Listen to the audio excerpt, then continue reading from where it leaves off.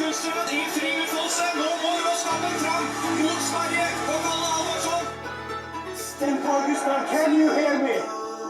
Se på det, Petter Northug. Dette Northug-rykken på sitt aller beste. Det finnes vel ikke en løper i hele verden som han hjelper der.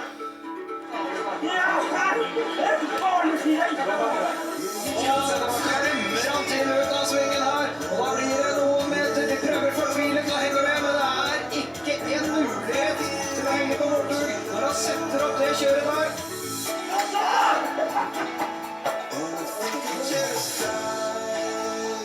Det går for fullt. Musikkoppen har gitt fra av en entusiastisk Drammen. Så tar dette Petter Northug vinner i Drammen. You're right, ikke bare stemmer. You guys took the hell out of me.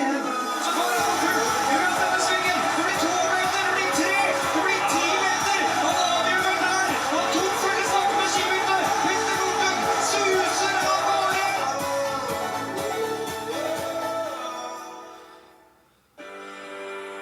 Petter i sin gamle OS. Han suser, og ser at vi slipper 100 meter gjenstår før Petter Northug står seg inn til sin første gull.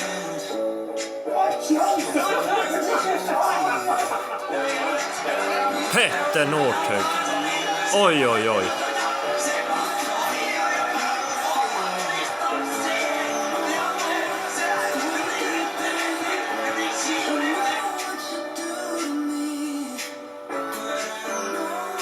Haha.